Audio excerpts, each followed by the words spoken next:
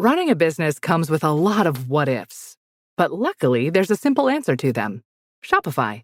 It's the commerce platform behind millions of businesses, including Thrive Cosmetics and Momofuku, and it'll help you with everything you need. From website design and marketing to boosting sales and expanding operations, Shopify can get the job done and make your dream a reality. Turn those what-ifs into... Sign up for your $1 per month trial at shopify.com/special offer.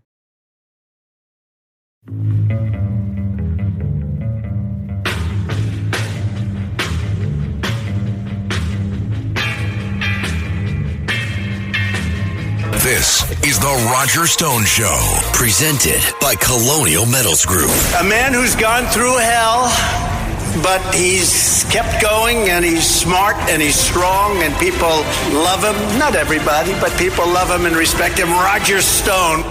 Now, here's Roger Stone. And we're back. Everybody saw the controversy this week regarding the question of the release and disclosure of the Jeffrey Epstein, shall we call them, records. And now we are joined by Nick Bryant, who is both an investigative journalist and author. Nick Bryant's writing career has wended through various incarnations over 3 decades, but he has often focused on the plight of lower socioeconomic children in the United States and their exploitation. He spent 7 years investigating a child sex trafficking network that was covered up by state and federal authorities, culminating in his critically acclaimed book, The Franklin Scandal, a story of power brokers, child abuse, and betrayal. The trafficking network that Nick Bryant exposed, written about in The Franklin Scandal, has been the focal point of an enormous amount of misinformation and disinformation on the internet. The Franklin Scandal, followed by the Epstein Scandal, are quite similar in the sense that both child sex trafficking networks were covered up by state and federal authorities. And the mainstream media was, at most points, complicit because it never demanded justice for the children whose lives had been destroyed or disfigured. Nick Bryant started investigating the Epstein network as early as 2012 when he acquired Epstein's Little Black Book. 7 years later, after the case broke nationally, Bryant pitched an article on the Little Black Book for 3 years to mainstream media outlets, but like the Franklin Scandal, his pitches were met with unbridled skepticism and a lack of interest. Then in 2015, Gawker published the Little Black Book story about Jeffrey Epstein and accompanying articles. Nick Bryant found it, as I do, ironic that Gawker, then considered to be the mean kids in the media, had the fortitude to publish a story about children whose lives had been disfigured with impunity, whereas the so-called respectable major media outlets who were so supposedly immersed in integrity had no interest in this story. I cited with accreditation Nick Bryant's terrific work in my own book, The Clintons' War on Women. I believe he was the first journalist in the United States to shed light on the activities of Jeffrey Epstein, publishing not only his Little Black Book, but also the FAA manifests of who was on the Lolita Express. But he now has an interesting view. I saw a great interview with Nick Bryant this past week in which he put forward his thesis that there is a no list. So Nick Bryant, investigative journalist, joins us now on the Roger Stone Show. Glad to be with you, Roger. Nick, the timing could not be better. I don't think there's anyone in the country who knows more about the Epstein scandal than you do. You did have the courage to write this long before anyone else. And I know the frustration that you suffered because when I wrote a book in which I make, I think, a pretty comprehensive case that Lyndon Baines Johnson was the centerpiece of a, I hate this word, conspiracy, but a plot to kill President John F. Kennedy. I took it to 7 different publishers, none of whom were interested because they said it had no commercial value. Of course, it became a New York bestseller, and year by year we have found more and more evidence for my thesis that Lyndon Johnson, the Central Intelligence Agency, organized crime, the Secret Service, Big Texas Oil, and others were involved in the murder of President John F. Kennedy. In this case, you were out first on the Epstein scandal. This past week, I know Pam Bondi. I like Pam Bondi. I respect Pam Bondi. She was an excellent attorney general. She was not always a MAGA Republican, America First Republican, like myself. I wasn't either. But over time, she has become one, and I think very much committed to carrying out the president's commitment to transparency. So what do you think happened this past week? Well, one of two things happened, and she either lied on national television, which I don't think she did, but if she didn't, then she didn't read the documents that were released by her office. And either case, it's pretty egregious that she didn't read those documents before releasing them. She said they contained a number of highly incendiary things, but actually those documents really fell flat on their face. I released more information on Jeffrey Epstein's pedophile network in 2015 through Gawker than she released this week or last week. Yeah, my theory was that that what she read was shocking to her, but that's because she'd never read it before. She wasn't familiar with much of the material that's already been published. You published it. I republished it. And I also had the opportunity to interview the Palm Beach police chief, also one of the chief attorneys for Virginia Giuffre, who was one of the women who refused to settle and went to a suit with Epstein. Huge credit needs to be given to a reporter named Julie Brown with the Miami Herald. Her politics are most certainly not mine, but it is only her dogged following this story that ultimately ended up with Epstein's being arrested. To this day, it's so shocking to me that once his antics were finally discovered, and there was a 6-month undercover investigative investigation by the Palm Beach City Police, and they turned over to the state's attorney in Palm Beach County a comprehensive case for statutory rape, child sex trafficking, and crimes that would have locked Epstein up for life. He ended up being charged with 1 count of solicitation. And then when the police chief objected to the state's attorney, they bumped that up to 1 count of solicitation of a minor, which still pales in comparison to his actual crimes. Epstein would, check me if I'm wrong here, I think he got an 18-month sentence, of which he only served 15 months.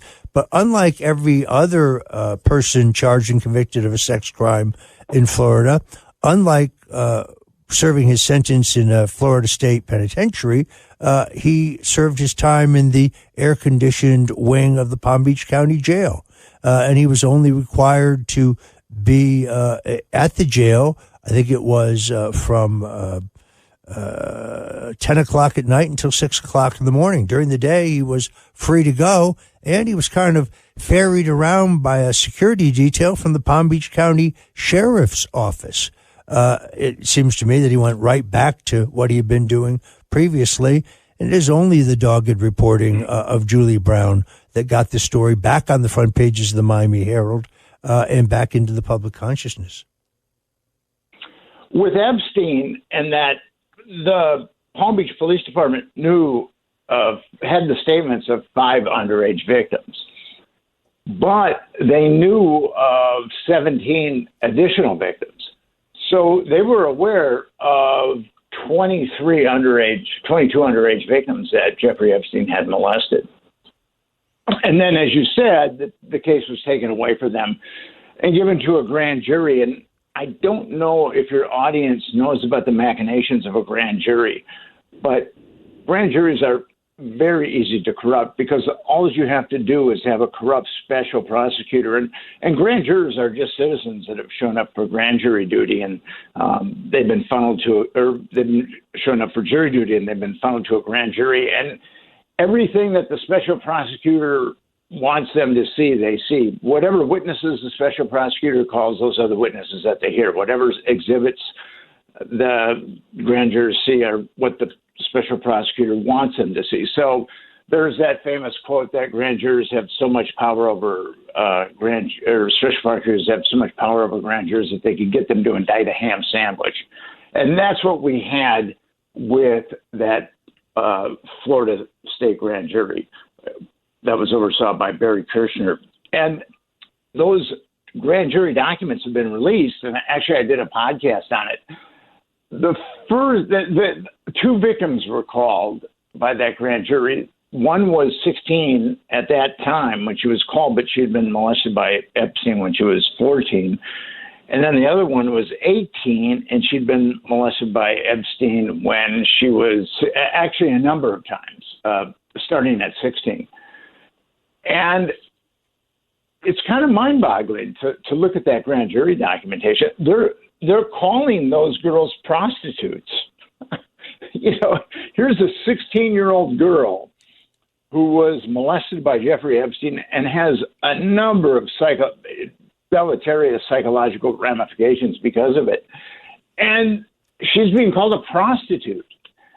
And the grand jurors, Bela Lovic, the special prosecutor, really tainted those grand jurors. The grand jurors were saying to this girl, this poor girl, what you did was wrong, right? Unbelievable. When I read that grand jury documentation, I was stunned. When I wrote about the Franklin scandal, I managed to acquire the grand jury testimony and exhibits of one of the grand juries that covered it up, and it was equally egregious. I think that the only two nations in the world that have grand juries are the United States and that bastion of democracy, Liberia.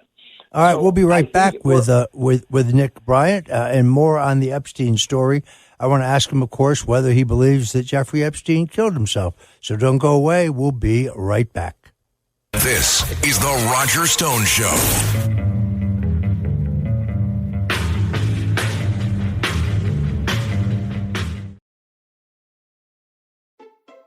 Shopping is hard. I can never find anything in my size. I don't even know my size. I buy my clothes the same place I buy my groceries. There's a better way. Make it easy with Stitch Fix. Just share your size, style, budget, and done. Your personal stylist sends pieces picked just for you. That was easy. Stitch Fix. Online personal styling for everyone. Free shipping and returns. No subscription required. Get started today at StitchFix.com. Morning decisions. A creamy mocha frappuccino drink? A sweet vanilla? Maybe a smooth caramel or that white chocolate mocha. Whichever you choose, delicious coffee awaits. Start your day with bottled Starbucks Frappuccino drinks. Pick up a bottle near you wherever you buy your groceries. You guys, I just found the most incredible Mother's Day gift. It's called Goldbelly. Goldbelly is this amazing site where you can get the most iconic foods from restaurants all across the U.S., shipped anywhere in the country for free in time for Mother's Day. We're talking cakes from Ina Garten and Martha Stewart, Magnolia Bakery's famous banana pudding, and New York bagel brunches. Make Mother's Day perfect with Goldbelly.com and get 20% off your first order with promo code MOM. That's Goldbelly.com, promo code MOM. At Sephora, we've got what you want because you're obsessed with your skin and we're obsessed with what it needs. Sephora has the best products to help you get beautiful, glowing, radiant skin. With an extensive, inclusive range of results-driven formulas and in-store beauty advisors to help you find exactly which are right for you, the best skincare is only at Sephora. Sephora, for all your skincare.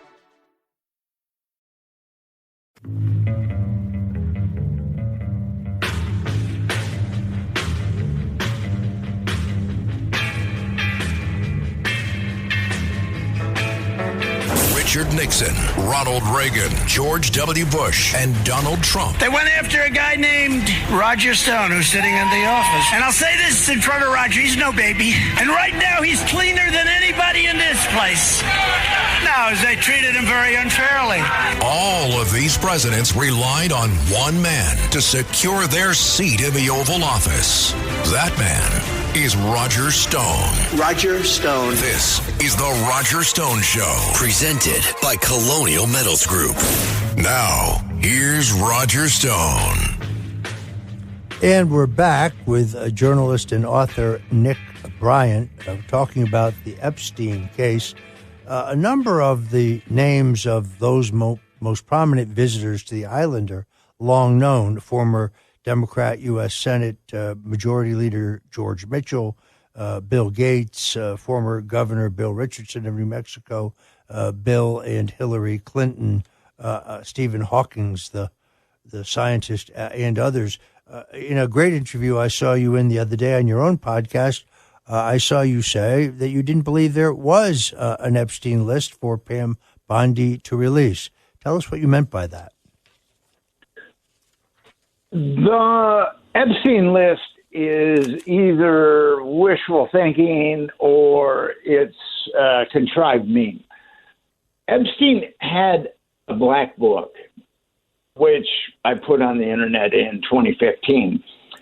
And it's not like he had a list of clients that was stuck to the refrigerator door by a magnet. I mean, he knew who his clients were, and he had their numbers in his black book. And we also see them on the flight manifest that I provided.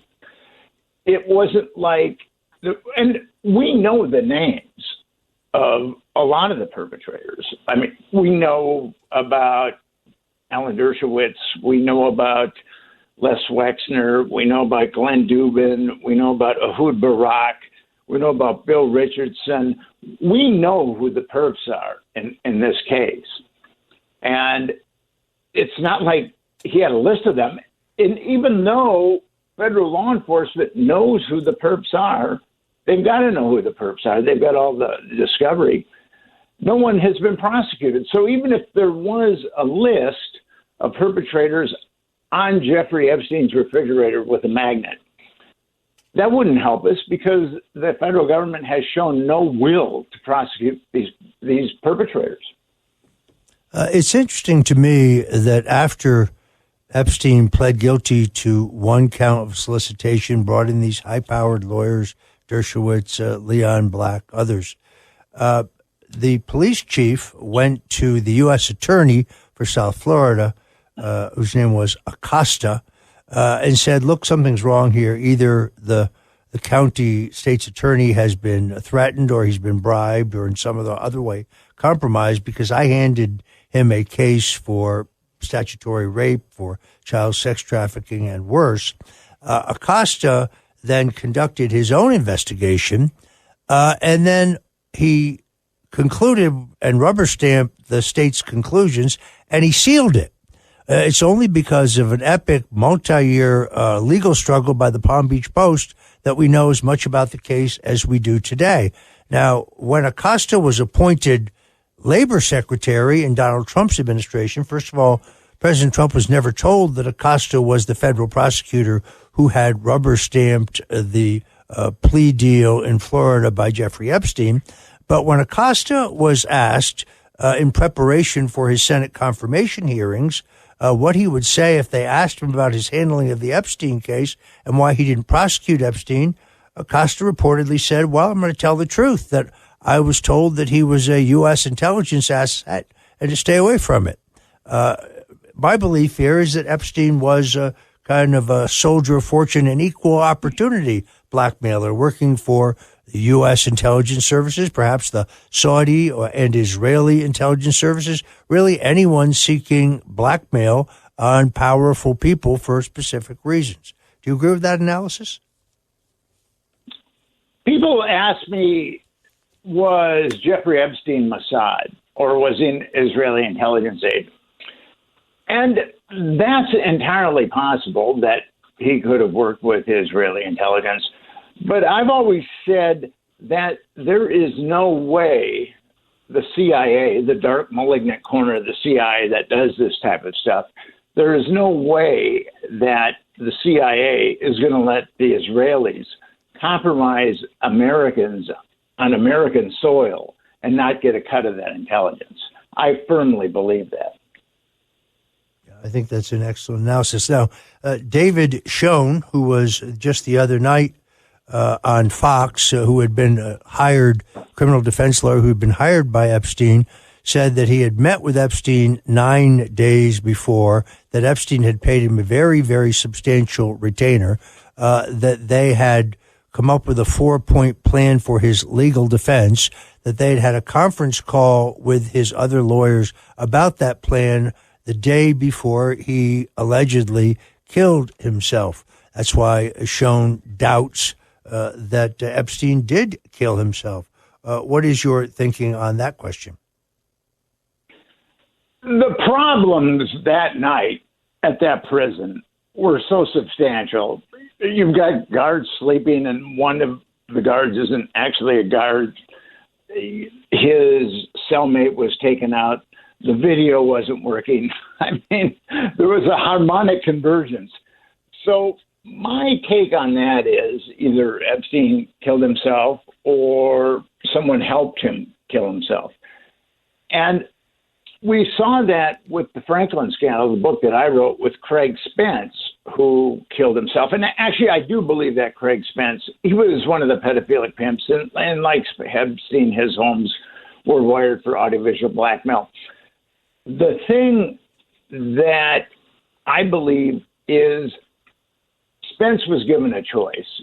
Either you kill yourself or we'll kill you. And Epstein was probably given that choice too. And once you had talked about the Miami Herald articles by Julie Brown, and Craig Spence was getting a lot of media attention by the Washington Times, and then the Washington Post was doing everything it could to undermine the Washington Times. So that was ultimately leading to an enormous amount of media. And Epstein was getting a lot of media, not only the Julie Brown articles, but also the civil lawsuits.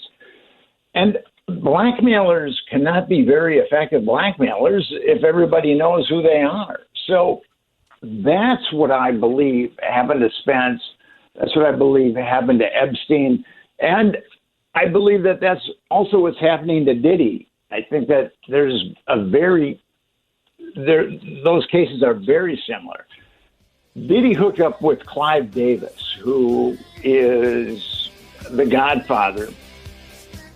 I'm afraid, Nick, we're running out of time here. I would point out that Michael Baden, the top forensic pathologist in the world, examined Epstein and said that his injuries were not consistent with suicide. Thank you for joining us, Nick Bryant, investigative journalist right here on The Roger Stone Show.